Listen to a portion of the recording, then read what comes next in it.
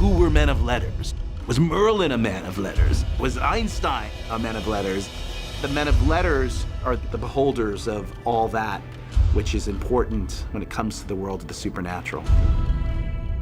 Cuthbert Sinclair, Magnus, whatever. We're Sam and Dean Winchester, Henry Winchester's grandsons. And men of letters ourselves. We know what happened back in the day.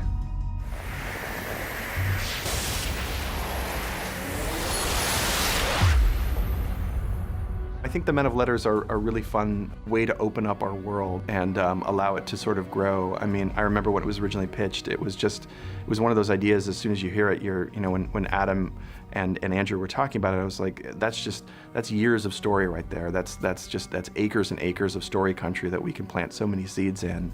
That's what's amazing about our show, is that, we can turn around and take all these great sort of characters from history, both real, fiction and nonfiction, and sort of play with them and at the same time expand our own mythology and history. You are in the midst of the greatest collection of supernatural rarities and antiquities on the planet. I'm sorry, did you say that you were men of letters? One of the fun things, I think, going forward is to explore the history of the men of letters, because we've never really done it, but this is certainly not just an American thing. It probably goes back to, it might go back all the way to Mesopotamia. So it certainly goes back to Europe. They've been around in one form or another for a long, long time. What they would do is collect information. And that's everything, from what these monsters and demons and supernatural phenoms were happening. They were scholars, being able to write a history of, sort of all things evil.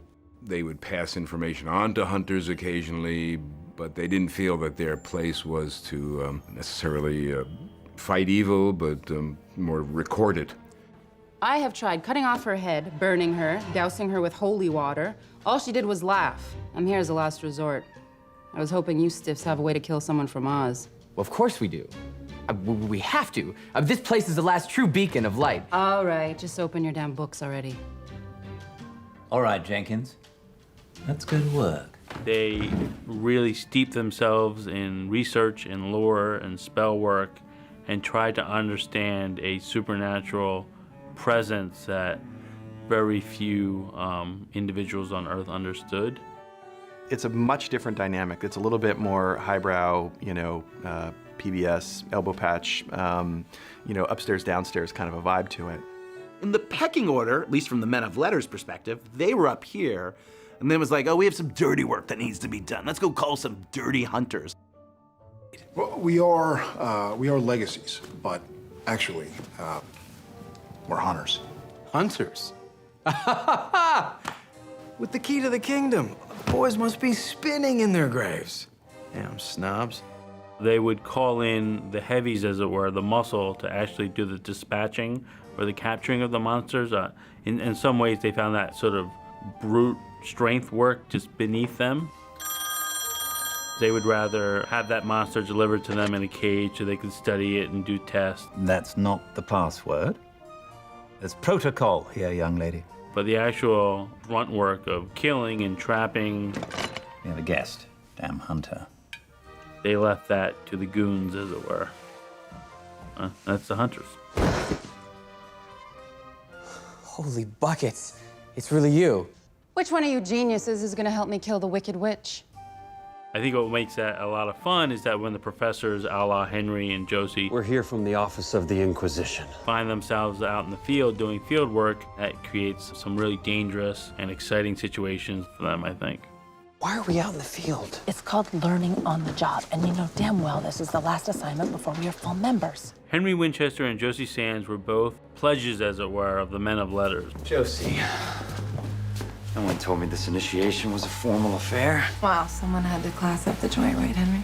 Both, for separate reasons, had been attracted to this organization and to what it does, and both had decided to apprentice. Henry's a legacy.